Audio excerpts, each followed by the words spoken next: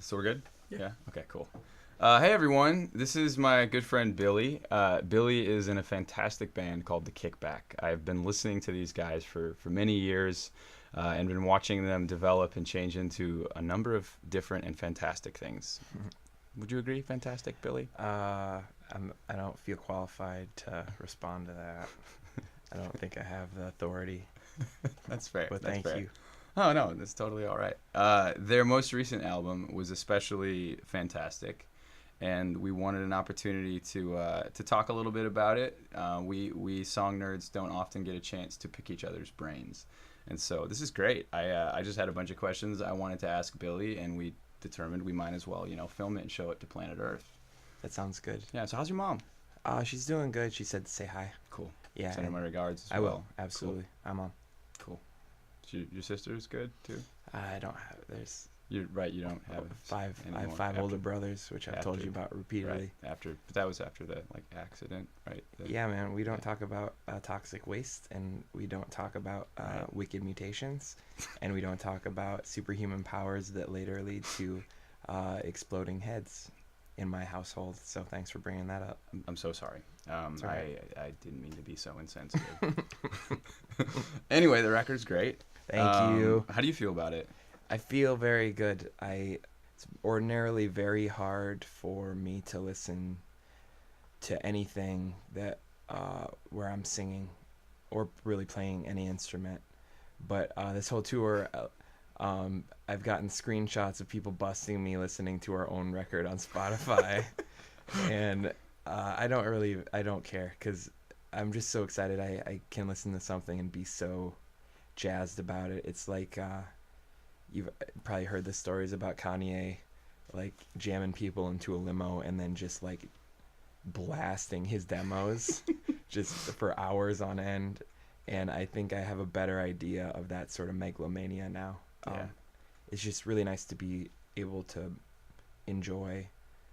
It took me a really long time to, like too long of a time to realize that I wasn't writing songs that I'd actually want to hear.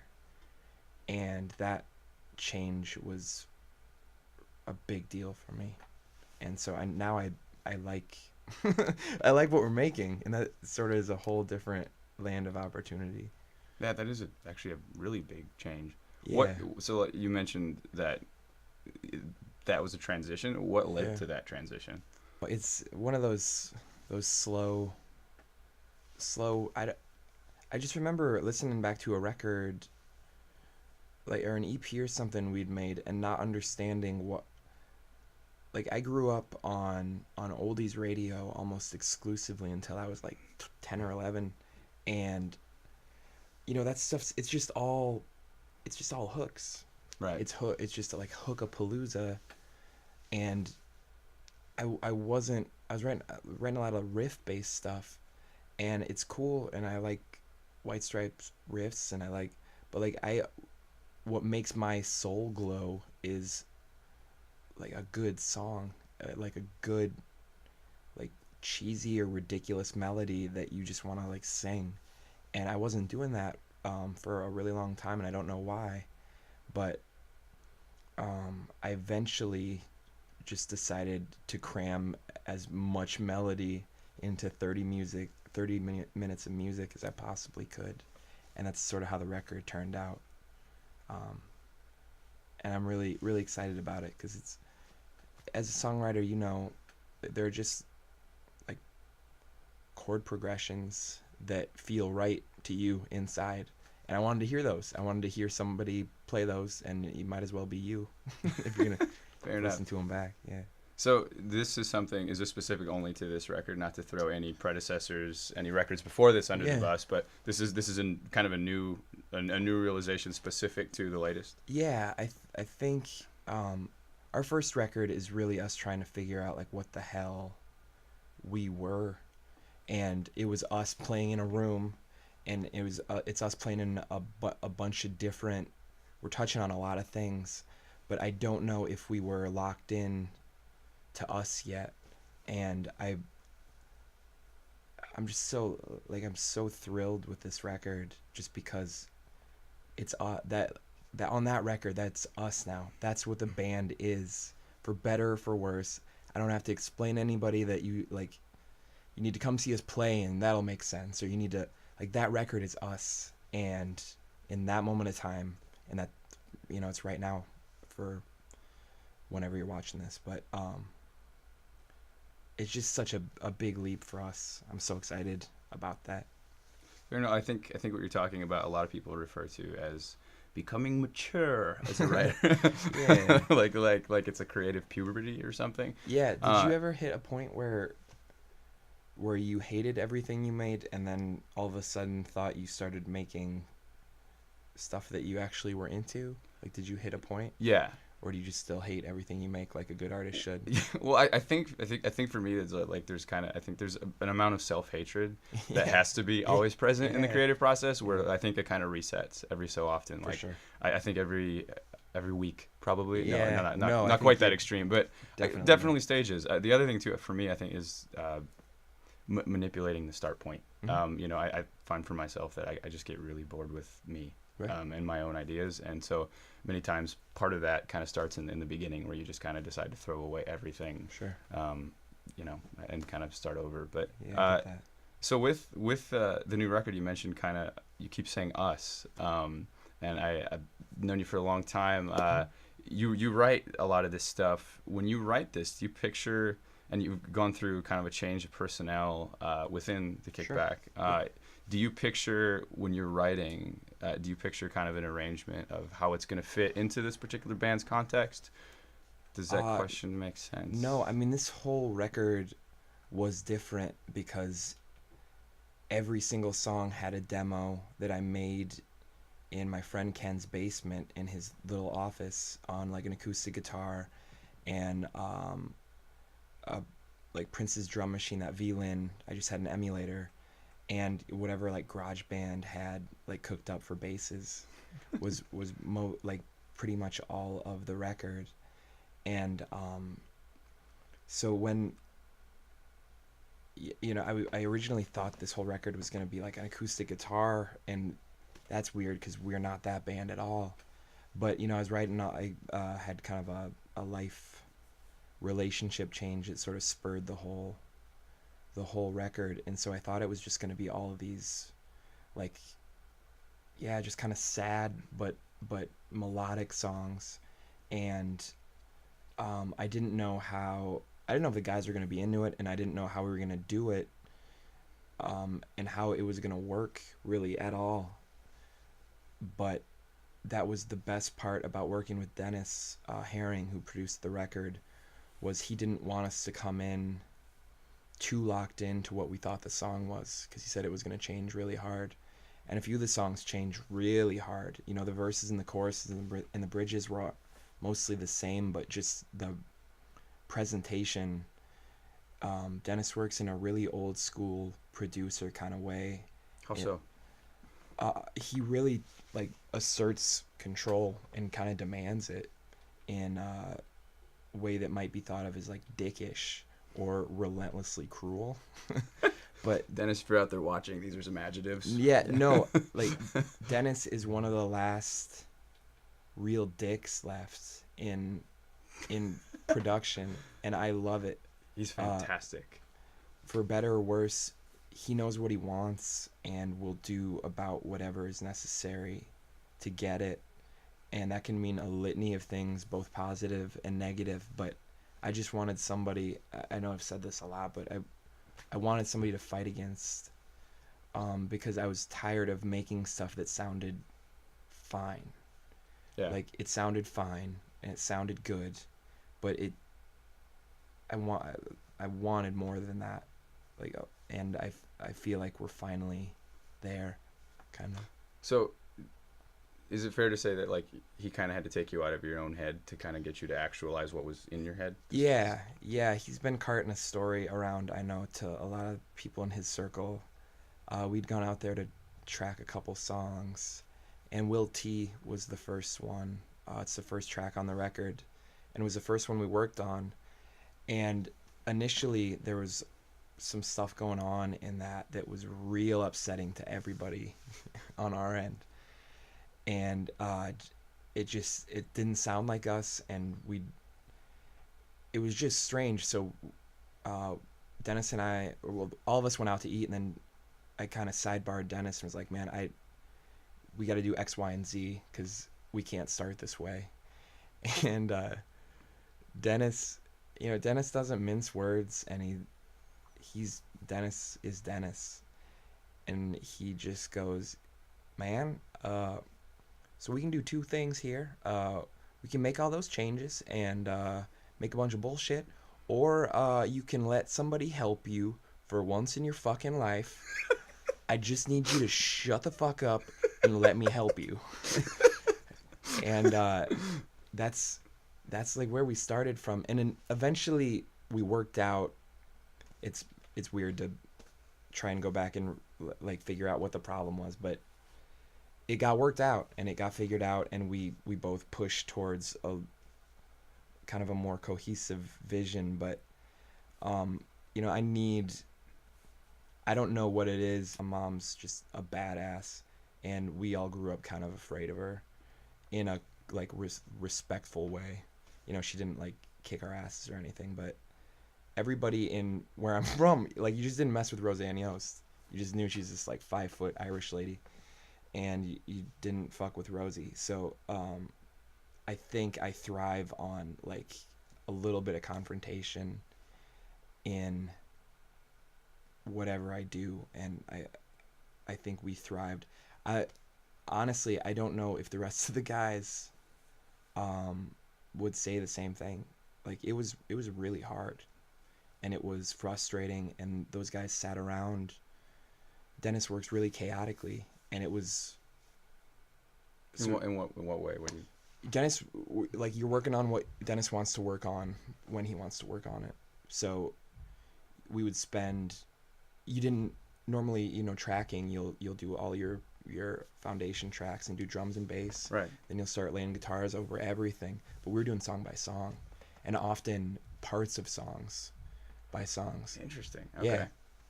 And if Dennis wasn't feeling the vibe, or his attention span can jump real quick, we'd move. And was this set in like ground rules? Like, did you guys kind of start it and like, no, just so everybody knows no. Dennis is like, before we started recording, was just like, it's probably gonna be pretty brutal. So I hope you guys are open to some suggestion, and this might get a little ugly. And that was pretty much all we had to go on. But like Johnny doesn't function the best when he doesn't know what the hell is going on, and I completely understand that. That tends to be more where I live. But like, it's not going to do Johnny a lot of good to hang out for like 3 days straight waiting to record one guitar line. Right. And so that can, like, those wheels start spinning, and it's really, really hard. And I have a lot of sympathy for what those guys, because these are all my songs about getting fucking divorced. Like, right. Those guys are doing the best they can in a situation that's foreign to try and bring these songs that are obviously very personal to me, and not try and step on stuff, but also try and make the songs the best they can be. Right. So those guys got stuck between a couple of really hard places, and I'm just like so happy that they were able to hang so tough and make the record what it is, because like, there are parts of that record that aren't me at all. Like, the intro to Rube is all Johnny, and there are a lot of bass changes and just like vibe stuff that both of those guys helped make the record so cool. But it was hard. How long did it take you overall? We track it. Like, total, I think it was about it was about a month of tracking, and about 2 to 3 weeks of mixing. Okay. Were you guys there for the mixing as well? Yeah, okay. For a lot of it, or for most of it. Okay, so a total of like a month and a half. Yeah. It was just me there when we were mixing, but we also mixed a lot as we were going. Okay. And so kind of had an idea where things were heading. Okay. Excuse me. Did it turn out how you pictured it turning out? Or did you even know how kind of to picture it turning out? I knew Dennis wanted to make it ugly, and I wanted an ugly record. Dennis is really good about matching up the sweet and the sour. Yeah. And it didn't turn out, I think, exactly like I thought it would, but I didn't know what that meant. And, like 90% of how everything turned out, I'm like thrilled about, and the other 10% Dennis intentionally did just to piss me off, I think. So did it work though? Did it capture something? Yeah, there's like the song Reptile Fund has an auto-tuned harmonica solo that's tuned to like an Asian, I can't remember what scale it is. I was wondering what that sound was now. Yeah, it's auto-tuned harmonica that we kind of thought was a joke at the time, and then didn't become a joke. Like it stopped being a joke after a while, and I feel like Dennis just wanted that there. I think just to assert his Dennis-ness, maybe. Okay. But yeah, it's auto-tuned harmonica. And I love like a lot of people will speak ill of the harmonica. I'm a big harmonica fan when it's used right. But I think we might be the first band that's like run with an auto-tuned atonal harmonica solo in an odd scale format as well. well. Yeah, for sure. So it's interesting you mentioned kind of like intentionally pushing buttons. One of the other bands that he worked with, that I would compare you guys to a little bit, just in knowing you guys and stuff, is Modest Mouse. Yeah. And they're another one of those bands that you mentioned earlier that you find yourself not so much in the exact words, but telling people basically, this is a recording of us, but this isn't really us. Like it doesn't kind of capture all of it. Yeah. And with a band like Modest Mouse, like I felt like having listened to their catalog, when I heard his takes on them, like he has a specific skill. He gets aggression. He understands dirty. Yeah. And I think it's a really difficult thing to want to capture something imperfect, especially in the world of production. Yeah. And so it's really cool to hear kind of like that get pulled out of you guys. Yeah. And given the subject matter, especially. Sure. Dennis is like a polarizing figure in that regard, because there are a lot of Modest Mouse fans, a lot of diehard true blue Modest Mouse fans that stopped listening after Float On. Like that record was the end, and Modest Mouse hasn't done like a good thing since. And like I get that, but I liked Dennis's take on it, which makes me lame or like not cool or whatever. I'm with you. But Dennis has this weird way of maximizing like fidelity, but also maintaining this grit and ugly that I think he's pretty unrivaled in that regard. And that's what that's what we wanted. And for better or worse, I feel like we got it. And better. Yeah. For better. I think so. Yeah. So in terms of writing, obviously you mentioned this is about a divorce, and some of my favorite records of all time have come from the demise of relationships. Yeah. Beck's Sea Change, for instance. Oh, not like anything else he did. That's a hard one. Yeah. Yeah, it's so good. And there's several others. Just I won't go through them. But what's really interesting to me about the writing process, specifically as it applies to experiencing something really intense, is you would like to think there's this weird kind of masochism that most writers have, that like when you're experiencing something, you're like, this is terrible, but this is gonna make a great song. But what I found for me personally is that you have to get far enough away from it. Like if you're too deep in it, you end up writing about it too directly, and it loses its ability. Does that make sense? Well, I mean, yes, but this record could not have been written any more in the middle of it. It was, and that's the question. So, and that could definitely, that might turn, you're not going to fire this record up. I don't know if you are like having a barbecue and, want to get the people dancing. Like it's upbeat and they're rock songs. And I've been lucky enough to have some people be like, hey, this record's badass. Like, what's it about? And so they just like bypass that completely, which I'm totally fine with. But it was written, there isn't an intentionally so, this record doesn't have a, okay, stuff's calmed down, I think it's gonna be okay. Like it leaves off in hell, you know. But like you were saying there, and I'm really sorry to be doing this, and I fucking hate when people like reference their own lyrics or anything like that. It just seems so like gross.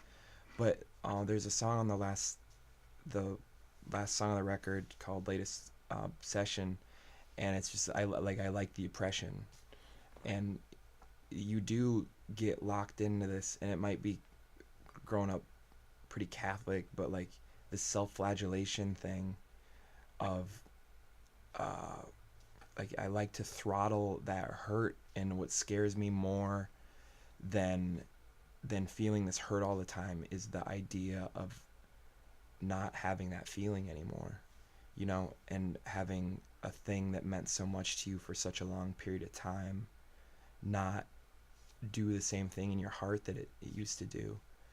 And so the record's a weird, I don't know what the next one will be, because this one is just, it's just all hurt all the time, and was just written in this kind of blaze, you know, like 9 months of just like real like horror, like personal horror. And you know, I got kind of ejected from my marriage. It was one of those things where things were hard, but I didn't understand that the sort of toll that a musician's life takes on somebody who's in the, you know, normal world, and how hard she was working to prop up this thing that was to her way past saving and doing anything about. And so the whole thing was really abrupt, and I was just kind of left just, I feel she pulled like a real good Ali, like she was very mature about it, but just had to cut off contact. So she just like hung on the ropes and took all of the crazy text messages and the calling and the you know, just the crazy shit you do after you've been together for 10 years, and would always, you know, be like, I understand, I just can't do this anymore. I understand, I just can't do this anymore. But there was still so much. We were geographically separated too, so there wasn't really any way to talk through it, and there's so much I wanted to try and talk out and didn't get a chance to. And so you just kind of wound up in the basement yelling into the microphone. And there's some tunes on the record that are, you know, it's straight off the phone kind of into the mic, which sounds like a stupid marketing thing, but there were a couple songs that are just right after we got off the phone. Like I just didn't, it was either that or like go walk in front of a bus. And I'm glad I decided to record instead. Yeah. You know, in a lot of cases, and that's really interesting to hear. It almost sounds like you mentioned that you kind of like didn't have a chance to basically finish a lot of these conversations. Yeah. And in so many words, this record is kind of like comprised of your final words on like several conversations. Yeah, it's a real like one-sided. Yeah. And I kind of heard that too, in like a really good way. And this kind of gives it context. But two things, two questions. Yeah. One is I know for myself and for a lot of friends, sometimes when you write from a place that specific, it's really difficult to listen to it later on because it brings you back to that place emotionally. It's like smelling something and it brings you back to childhood. Do you think this is going to be one of those records that like your like kids someday put on? You're going to be like, no, I'm not ready. No, that's this was kind of a case of what we talked about earlier. I can bypass most of the emotion and just enjoy the hooks. Yeah.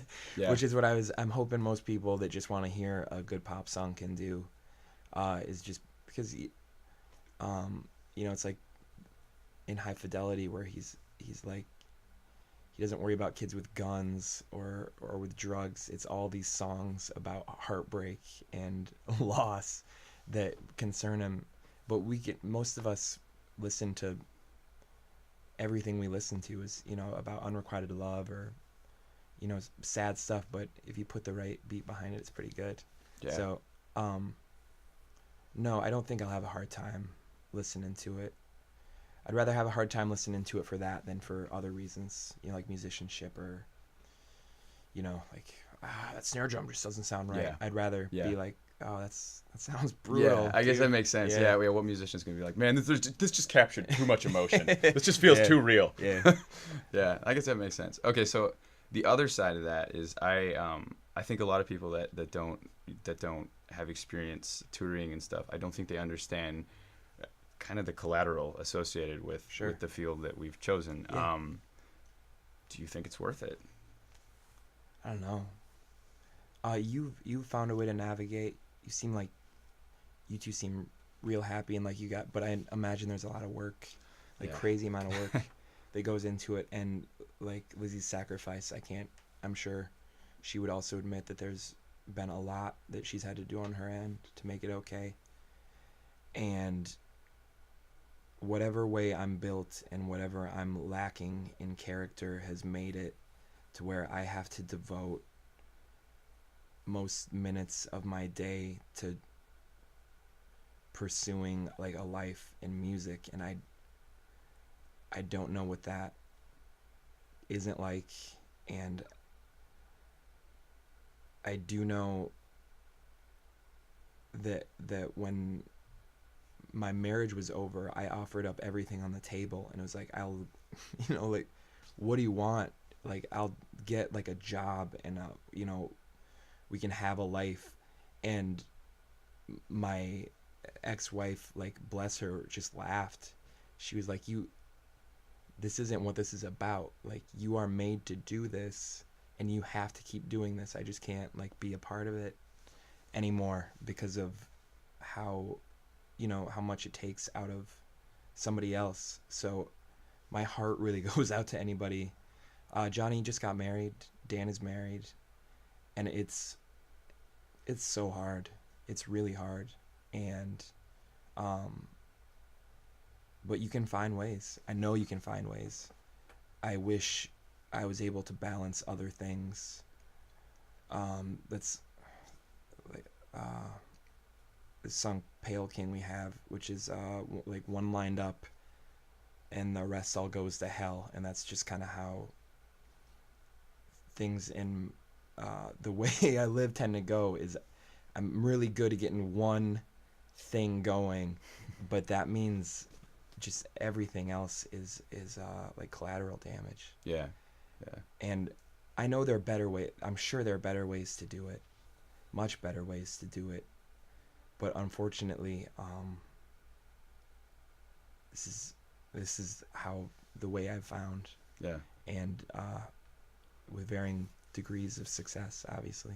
Yeah, man, you said that really beautifully, but it's a really difficult thing to make anybody in a relationship understand, because in a way it's kind of like, it's almost like you're in like this open relationship because you're married to music. And for those of us who have even tried to break up with it, like, you can't. Right. And she was kind of right. Like, she knows you well enough to know that you really can't just like flip it off. Like, it doesn't work like that.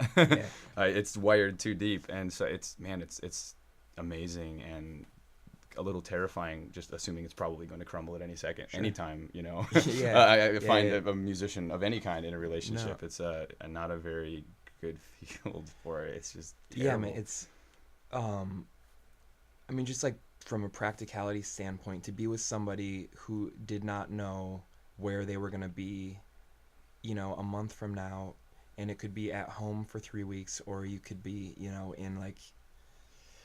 in Memphis for the 4th time in 9 months. Like, you can't really do anything. You can't make plans. The plans you do make, almost always wind up having to be altered, and it's your life is spent waiting on somebody else. And I can't begrudge. I can be like pissed off about a lot about the way that it ended, but I can't blame her for not wanting. I wouldn't want to be with me. It's just too hard for a lot of people. And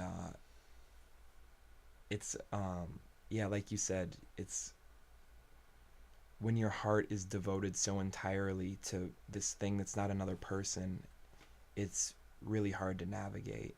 Yeah. Yeah. Yeah, absolutely is. Yeah. Well, man, musicians are just they're just terrible significant others. Like they really are. It's just which is funny that for some people it seems like a sought after thing, like to want to be in a relation. It's just everything about it, man. You're usually emotionally volatile. You're usually Yeah. broke. Broke, You for know, sure. surrounded by other opportunities of perpetual infidelity. Like it's just it's the perfect equation for like everything wrong, everything that could go wrong in a I mean, this relationship. this looks really cool at 19 and 20, and it's something Yeah. else entirely when you're like getting close to 30, and you're watching. Um, yeah, like you said, it's just you're sort of pursuing a life of perpetually being like 14 years old, Yeah. and that doesn't allow for growth if you don't let it and work at it. Yeah. Um, so yeah, date a musician. That's great. Yeah, definitely. So often, whenever like something terrible happens, and it kind of materializes into music of any kind, Yeah. I'm a little bit grateful for the bad situation if the subject matter, if the music that comes out of it Sure. is good enough. Yeah. Do you think that this album to you, like in terms like not to rephrase, is it worth it? Yeah. But does it equate to kind of does it match the magnitude that you pictured emotionally? Does that make sense? Yeah. That's scary because then the prospect is I need something like this to make The next the record. next record, and I There's can't. always heroin I hear great things about. Yeah, like I can't do this again. But like the records I listen to a lot. I listen to Frank Sinatra has this record called Watertown that was a concept record he made and nobody bought it, and it's all about this guy who comes home and his wife is like, I can't do this anymore. Me and the kids are moving to New York. And it's just this crazy good record that the guy who did all the the Four Seasons arrangements wrote, and nobody really, it's not like a really well remembered record, but it's just like harrowing. And then I listen to Kanye's 808s a lot, 808s and Heartbreak. And there's so many good records that are, yeah, based on just a lot of the similar stuff, and I think I made the best thing I could out of the situation I was in, and that's about all I can ask for. I'm glad that such like kind of heavy material is mixed with, like, if nobody's heard I just keep thinking if nobody's heard these songs before watching this interview, they're gonna think I'm like Elliott Smith plus like somebody with a gun against my head just recording these sad bastard like acoustic, and that's not the record at all. The record's pretty upbeat, and it's like You could barbecue to it. Not to circle back. Sure. Earlier. You could barbecue to it. You really could. Yeah, if you don't listen, I could enjoy barbecue Yeah. to this record.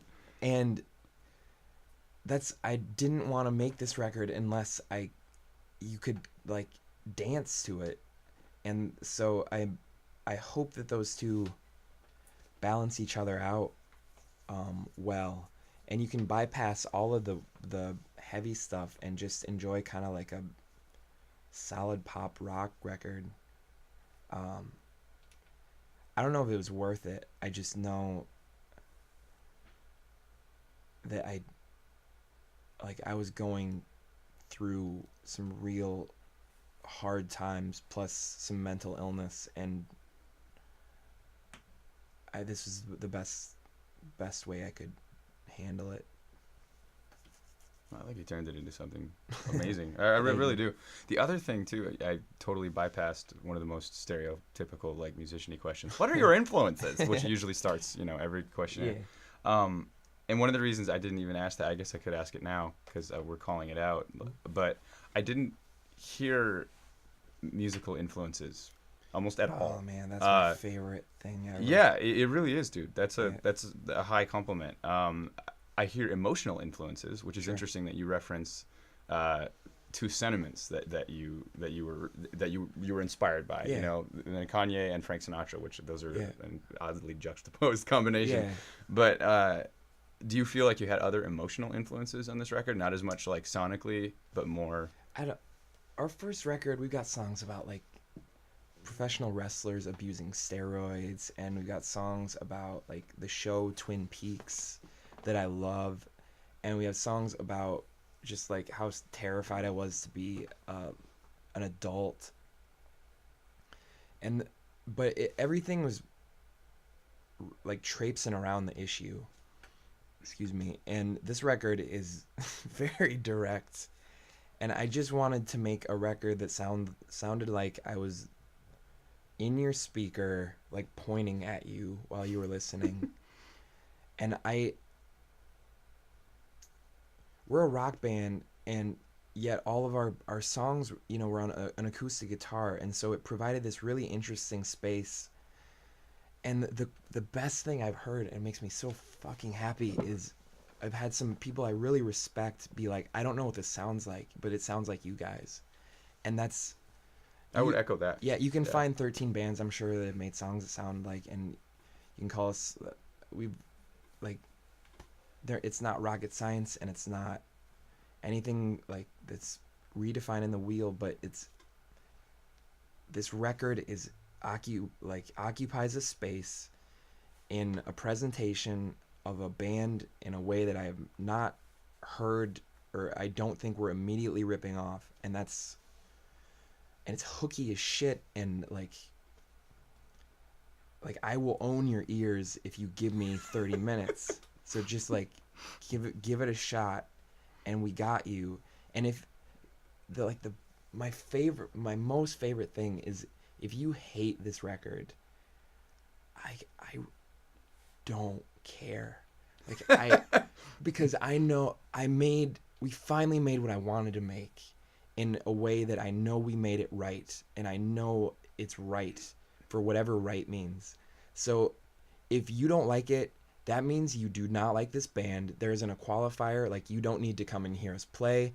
You don't need to like look at our social media profiles or read about our influences, because that's another thing. Like, you can spout all these influences, but like there are so many terrible bands that will cite Elvis Costello as an influence. You know, it doesn't mean anything. Yeah. But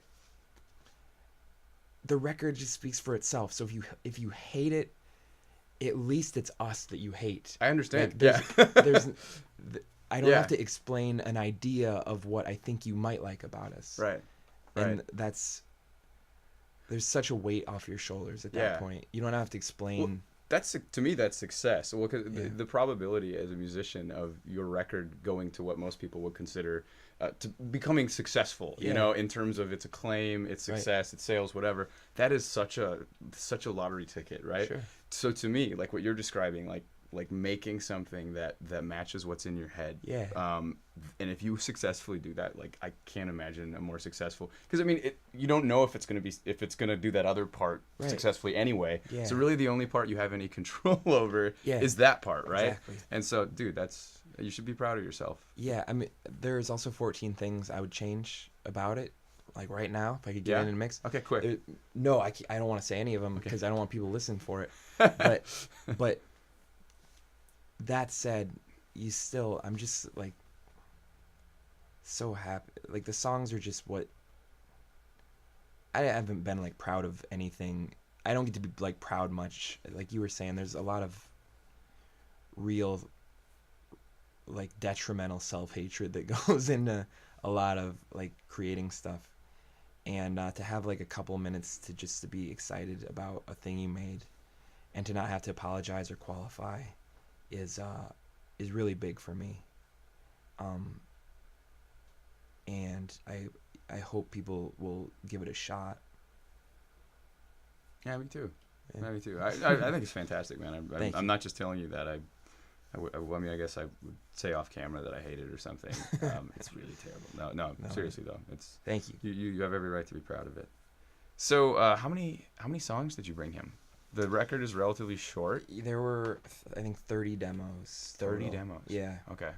Um, they were all. That's 30 songs about divorce, that's a lot. That is a lot. But yeah, it was all like Garage Band All Star. I can't say enough about. Like, you're amazing, and you are Pro Tools, and you are. You know what to do, and I have like a USB mic, and a lot of time it's more convenient for me to like just record using the computer mic, and I just kind of back off and do a lot of this. And so I'm forever grateful.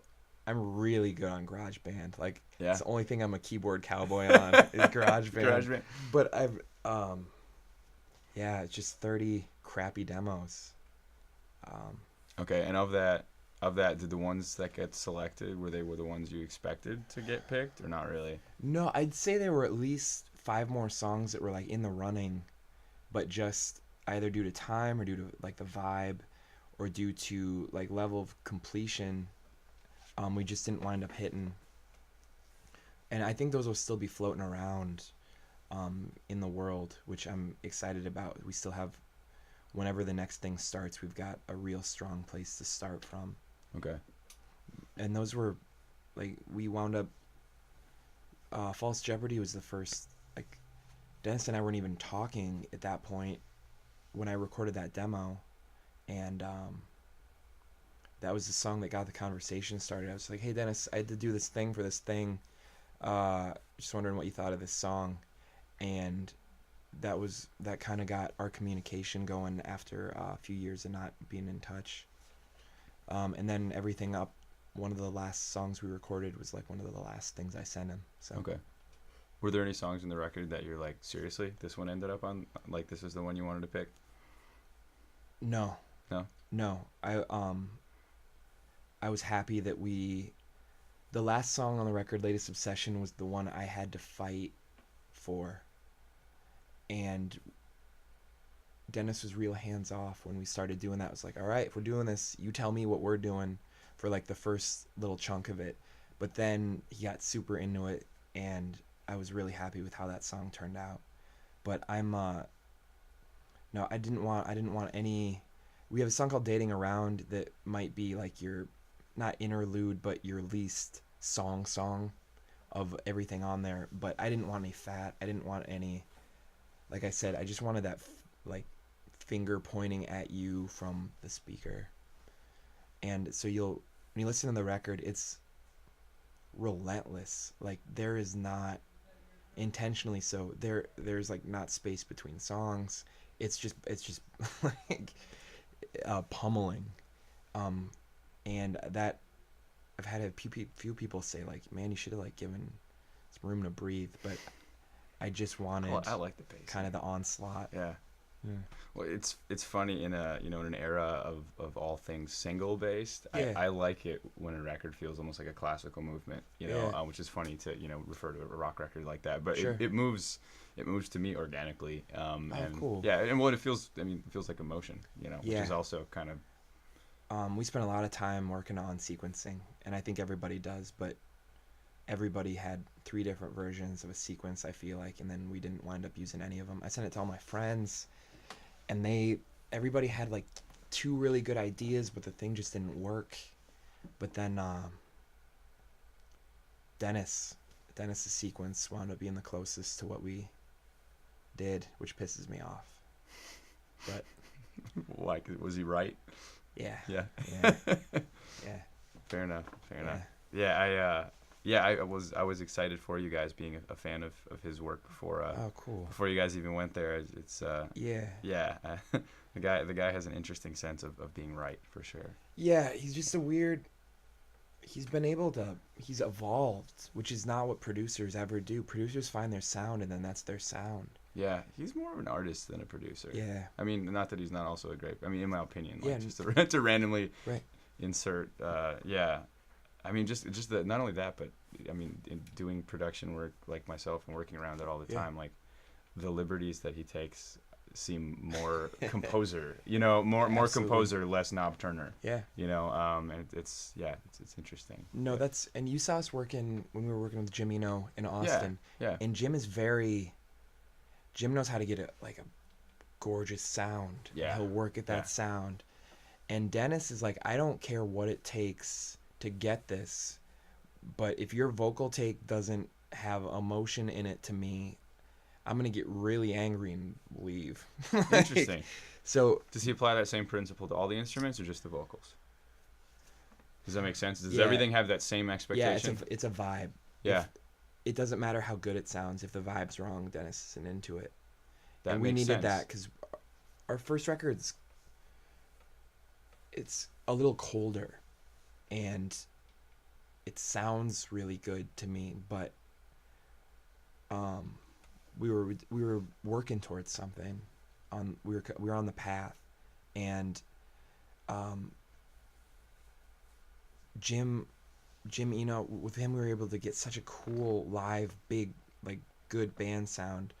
But I think this record required, just due to the kind of circumstances of it, just something extra and dirty and ugly and violent. It's kind of a violent record, which is cool to me. Which one? This one? This one, This one. yeah. I would agree. Yeah. Yeah. Yeah, well, the other thing that's interesting too is when you're kind of describing his technique. It's almost like there's this specifically visceral expectation. Yeah. It's not musical, Right. And which is, I think, more important. It's so easy now to make sounds, right? Like anybody can make perfect Right. sounds. Yeah. I think more and more that bar of being able to create something visceral, I think is going to be the expectation. Yeah. It's going to be the only thing that sets you apart. Yeah.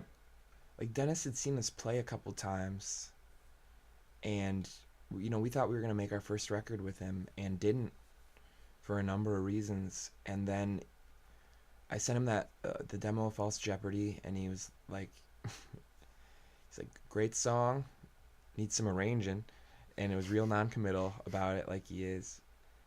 And then came and saw us play in LA, and I was pretty unhinged at that point.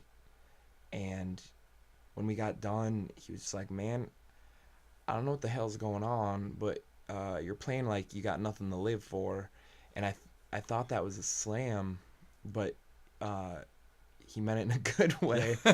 And Yeah. and then we started talking about doing the record. So like you were saying, yeah, Dennis responds much harder to he worked vocals the way I've always assumed everybody approached vocals, but nobody I've worked with so far had approached vocals, which is slave driver-esque and committed to perfection, but not at the expense of anybody can say I want to get the vibe right on this, but also it needs to be in pitch.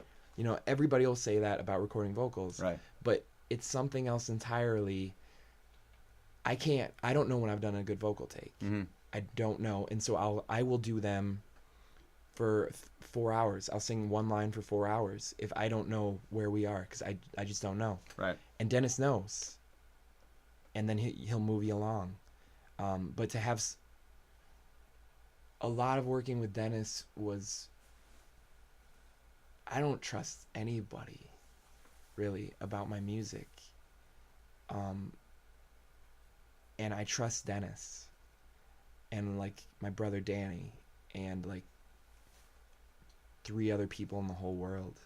And the thing with Danny and I is Danny and I always knew what things needed to be, but we didn't have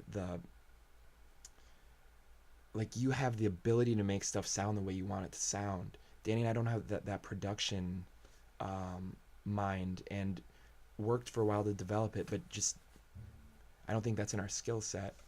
And so it was desperate for me to be able to find somebody who both had the prowess and ability to single in on that vibe. Right. Sorry. No, that's great. No, that's awesome. Yeah. That's perfect. So, actually, that brings me to the next question. In terms of differences, and you kind of spoke to this already, but Yeah. what were some of the fundamental differences, like if you had what are the 5 biggest differences between working with Jim and working with Dennis? All right, so Jim, is like the coolest, nicest guy ever, and if he were here right now, I would want to hug him, and I would want to hang out with him, and I would want to do everything with him, and I wish I lived next door to him, and I don't know if stuff's good or bad. I need to be massaged, and like when I record a demo, I do not know until everything is done whether or not the first thing I did was a good idea, and it sucks, and I lose a lot of stuff that way. Right. And so recording our first record was just terrifying because I just didn't know, and I couldn't.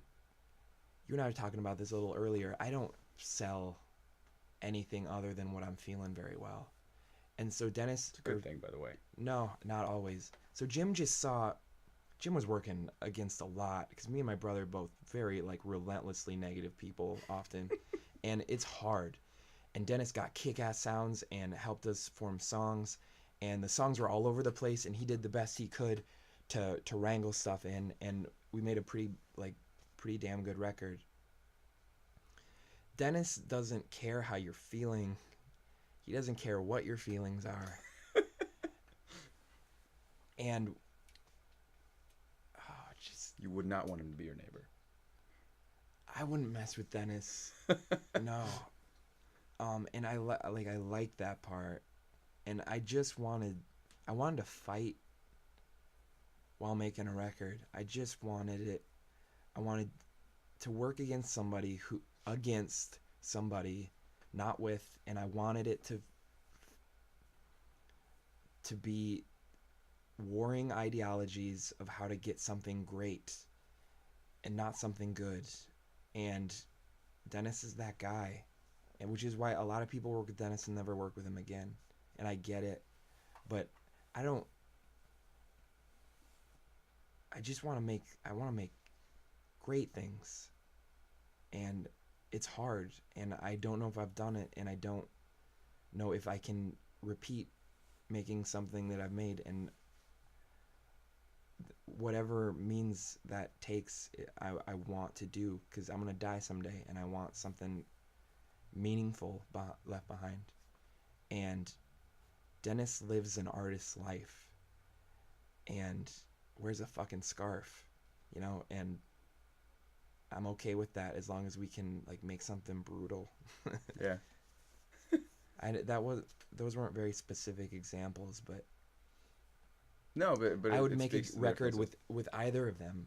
Again, it's just 2 completely different approaches, and I'm very grateful to have been able to go through both of those with 2 very crazy fucking talented people. Yeah, undeniably. Well, Yeah. and you guys, don't forget that part. Sure. Sure, whatever. What's your favorite song on the record? I like the song Pale King a lot because it is me losing like my goddamn mind, and it was the most cathartic thing I think I've ever gotten to record in my whole life, but that's sort of self-serving. Okay. The song Rube's a fucking jam. That's my favorite. Yeah. How did you get those sounds? Dude. What are those sounds? Is there a sub bass on the... Oh, it's so dirty. Johnny killed that song. Johnny's MVP of Rube. Yeah? Yeah. There's some weird surf guitar going on. It's all single line stuff.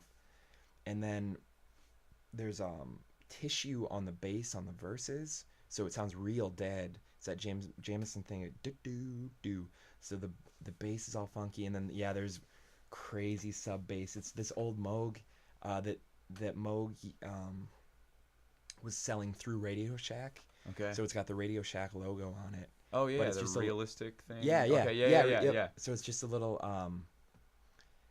mini Moog, but those guys, DTLA recording, they know how to make nice stuff sound ugly and like it's gonna murder you. And so I just want to give a shout out to Misha Hercules, who's the engineer on that record. Misha, man, I would steal that guy for any band I will ever be in my whole life. Yeah. Misha's has perfect pitch and can play everything better than you can play it, and is like the sweetest guy on top of everything, and is just the best. So Rube, there's so much stuff going on. Like even thinking of recording that, I was so just like so happy the whole time we were making that song, because you just knew right away that it was what you wanted it to be and what I thought it could be. Oh yeah. And yeah, but the other cool thing is a lot of people are sending me, not a lot of people, but friends are sending me. Everybody seems like they have a different favorite song, which makes me happy. I'm into that. Yeah, man. So Yeah, it's a good problem. yeah. It's a good problem. Good problem. Any closing thoughts? No, just check out the record and then come see us play live. We'll be everywhere and already have been once, probably by the time you've seen this, but we'll be coming at you again and playing a lot of the new stuff live. So, yeah, it sounds great, man. Last night you guys killed it. thank you, man. Yeah, yeah, it's As fun. did you. It's fun to see it live. Oh, thank you, thank you. Yeah, it's fun to see all these songs I've been listening to finally translate to that. Yeah. Well, dude, thank you so much for talking with me. Well, thanks for having and us, answering all my dumb questions. No, they were great. Dude. Yeah, guys, this is a great record for any of you that need some good barbecue music. no, it's a really great rock record. I'm serious, man. It's awesome. Thanks, where can they get it? You can find it's called Weddings and Funerals, and you can find it on iTunes or Spotify or whatever. You can order it directly from Julian Records, I think, or us from our store. And honestly, I don't care how you hear it. Just find a way to hear it. I'll send you a link if you can't afford it. Just message us.